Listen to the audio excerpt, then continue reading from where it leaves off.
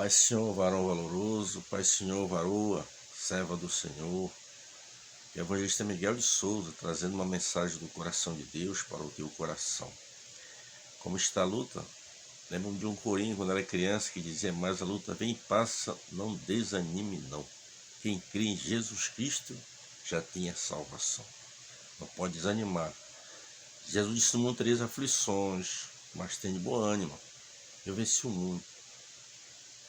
Você pode ter aflição, mas não pode perder o ânimo. Tem que estar sempre animado, sabendo que o choro pode durar uma noite, mas que a alegria virá pela manhã. Precisa continuar confiando no Senhor, meu irmão. Precisa continuar confiando no Senhor, meu irmão. Eu estou com a minha Bíblia aberta aqui no Salmo de número 139 e eu tenho uma mensagem. Eu vou dar uma mensagem temática. Deus está vendo.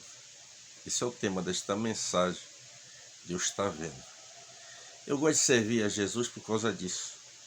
Tem deuses nesse mundo aí que eles têm olhos, mas não vê. Eles têm mão, mas não apalpam. A Bíblia diz que nenhum som sai da sua garganta. Tem ouvido, mas não ouve. E o salmista ainda diz que se torna semelhante a eles os que adoram. Mas eu gosto de servir a Jesus, que ele é um Deus diferente. Ele tem ouvido e ouve. Ouve meu clamor.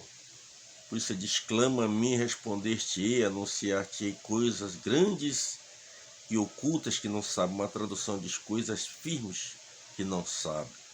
Então Deus, ele é um Deus que ouve quando eu clamo a ele. Eu gosto de servir esse Jesus porque ele é um Jesus que a mão dele não está atrofiada. No livro de Isaías, capítulo número 59, diz: porque a mão do Senhor não está encolhida para que não possa salvar, e nem os seus ouvidos agravados para não poder ouvir. Então, tanto a mão de Jesus, a mão de Deus está estendida sobre a minha vida para me proteger, para me guardar, como os seus ouvidos para ouvir o meu clamor. Você só tem que clamar, porque o meu Jesus e o teu Jesus, ele é um Deus diferenciado. Ele tem olho para ver e está vendo este sofrimento, está vendo esta luta que você está passando, está preparando uma grande vitória para você. Você só precisa crer. Ele diz: porque tudo é possível àquele que crê. E se você crê, isso que humanamente parece impossível para você vai se tornar possível para Deus, né? Então quero trazer esta mensagem de reflexão para você. Deus está vendo. Deus está vendo. Eu quero dizer para você que Deus contempla uma formiga preta em cima de uma pedra preta em noite escura. Ali Deus está vendo aquela formiguinha. Você já imaginou? Se for comparar você a uma formiguinha, o teu tamanho, o meu tamanho para uma formiga.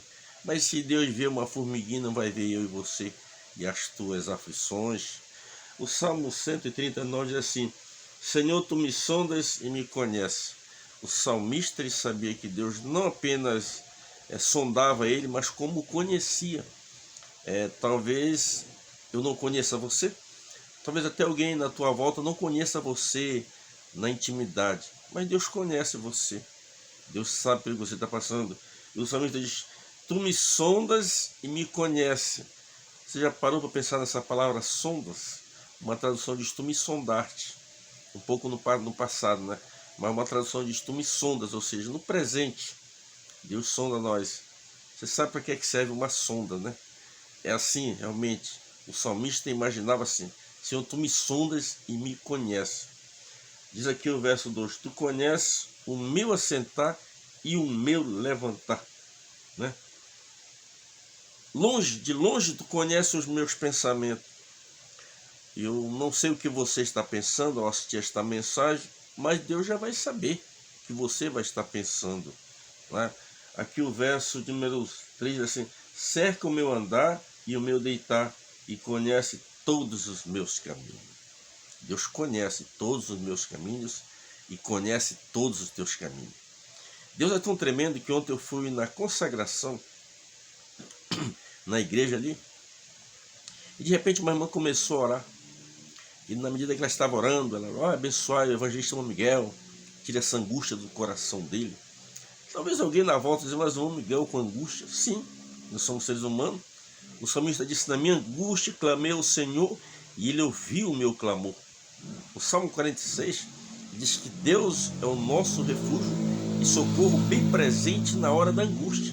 Então, nós como seres humanos, às vezes as coisas não acontecem como a gente gostaria que acontecesse e às vezes a gente se angustia, isso é natural. Mas se você clamar a Deus, Ele tira essa angústia. E aquela irmã clamou a Deus e quando eu saí daquela consagração, parecia que eu estava flutuando. De noite eu me perguntava, meu Deus, o que aconteceu comigo? Eu estou tão alegre, parece assim, que eu não estou nem pisando na terra. E o Espírito Santo me trouxe na hora esta oração dessa irmã.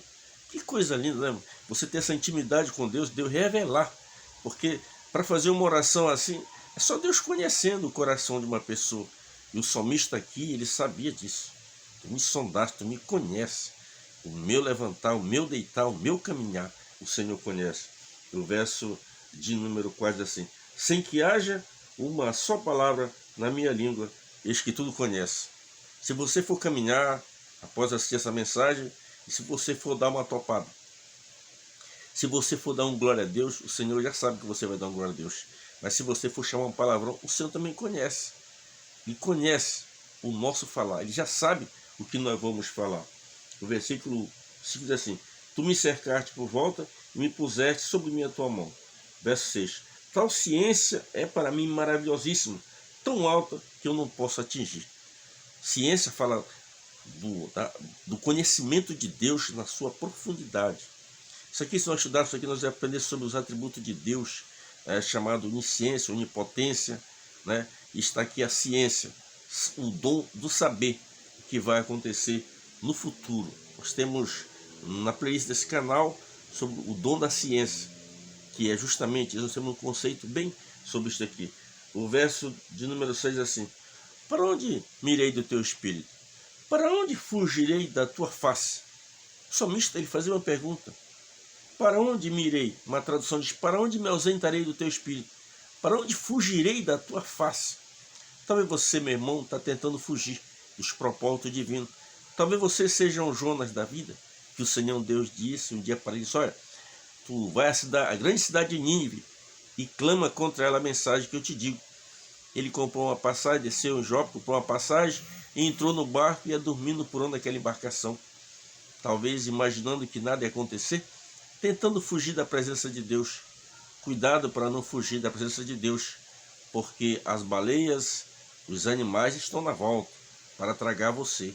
E você observa e conhece este texto e sabe o que aconteceu com a pessoa do nosso irmão Jonas. Para onde me ausentarei do teu espírito? Para onde fugirei da tua face? Não tem como eu e você fugir da presença de Deus. A Bíblia diz que um dia após Adão, ele transgredia a lei de Deus, na viração do dia, Deus veio ao jardim do Éden, como todos os dias Deus vinha, e de repente a voz de Deus começou a ecoar naquele jardim. Adão, Adão, aonde estás? A Bíblia diz que Adão disse, eu ouvi a tua voz e me escondi, porque temi, porque eu estava nu. Como é que tu sabes que tu estava nu? Tu comeste do fruto que eu te disse que não era para comer? E você observa aquele diálogo ali. A pessoa de Adão tentou fugir da presença de Deus. É impossível eu e você fugir da presença de Deus, fugir dos propósitos divinos. Porque aqui diz, para onde me ausentarei do teu espírito? Para onde fugirei da tua face? O verso 8 diz assim, se eu subir aos céus, lá tu estás. Se fizer no céu, ou seja, no inferno, no mais profundo abismo, a tradução diz. Se fizer minha cama no mais profundo abismo, diz aqui, ó, ali estás, tu estás também. Porque os olhos do Senhor estão em todas as partes, contemplando os bons e os maus. Verso 9 diz assim, se tomar as asas da alva e habitar na extremidade do mar, até ali a tua mão me guiará e a tua destra me susterá.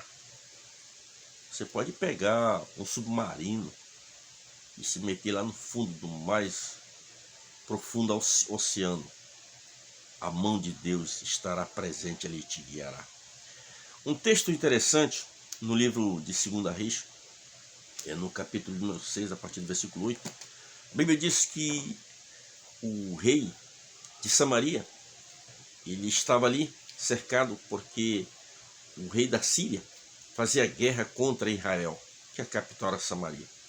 A Bíblia diz que o rei de Samaria tentava fugir desse homem. A Bíblia diz que o rei da Síria chamava-se Ben-Hadad, o rei de Samaria chamava-se Jorão. A Bíblia diz que o rei da Síria, ele começou a bolar um plano para pegar Israel emboscado. Mas todas as vezes que ele bolava os seus planos, fazia a sua estratégia de guerra para pegar o povo de Deus, o povo de Israel, que é a capital era Samaria, a Bíblia diz que o Senhor revelava ao profeta Eliseu. E o profeta Eliseu enviava um mensageiro para o rei de Israel e dizia: olha, tu guarda-te de passar por tal em tal lugar, porque ali estará o exército da Síria. A Bíblia diz que com isso Deus livrou, não foi nenhuma nem duas vezes que Deus livrou o povo de Israel, ali de Samaria, do rei da Síria. Um dia o rei da Síria pegou, ele chamou o seu exército, reuniu a cúpula e perguntou: quem de nós é pelo rei de Israel? Um servo do rei Ben-Hadad, e disse: não, rei meu senhor, nenhum de nós é pelo rei de Samaria, não. É que tudo aquilo que tu pensas, que tu conversa na tua câmara de dormir, o Senhor Deus revela ao profeta Eliseu, que está em Samaria. E o profeta Eliseu simplesmente manda um mensageiro ao rei de Samaria, e ele simplesmente guarda de passar por aquele local. É isso que está acontecendo, é exatamente isso. Enviou o mensageiro para saber onde estava a pessoa do nosso irmão Eliseu, e o mensageiro veio e retornou e disse: olha, ele está em Dotã. Vamos lá, vamos buscar esse moço agora. Pegou, reuniu o exército, não já para invadir Samaria, mas para ir até Dotã, onde estava o homem de Deus. Mas o homem de Deus estava na presença de Deus. Estava orando, conversando com Deus, e de repente a Bíblia diz que ao amanhecer do dia, o moço do profeta Eliseu, ele sai da tenda, e quando ele sai, ele olha e vê o exército de Samaria, da Síria, melhor dizendo, que havia cercado o acampamento do homem de Deus.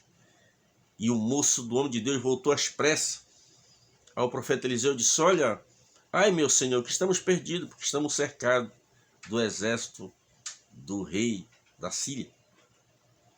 Eliseu disse: mais são os que estão conosco do que os que estão com ele. E agora ele disse: Senhor, abre o olho do moço para que ele veja. E Deus abriu os olhos ali da pessoa de Geazi, e a Bíblia diz que ele viu um grande exército celestial que estava ali para guardar o homem de Deus. Porque Deus sabia, Deus estava vendo que aquele rei iria buscar o homem de Deus, mas Deus estava com os olhos como chama de fogo para proteger o seu servo. Portanto, meu irmão, portanto, minha irmã, não importa a tribulação que você está passando, Deus está vendo esta tribulação. Não importa a aflição em que você está passando, Deus está vendo esta aflição. Não importa quão angustiado você está, Deus está vendo esta angústia e Ele vai nesse momento entrar com provisão. Assim como Ele enviou provisão para proteger o profeta Eliseu, ali daquele rei da Síria, o Senhor também nesse momento vai entrar com provisão e vai trazer uma paz para o teu coração, vai trazer uma alegria para o teu coração. Você que talvez não tem mais gozo, não tem mais alegria, começa nesse momento, em nome de Jesus, a receber esta mensagem profética, que Deus possa gerar no teu coração gozo, alegria, o refrigério para a tua alma. Deus está vendo essa enfermidade, onde ela está alojada, Ele vai te curar, você só precisa crer.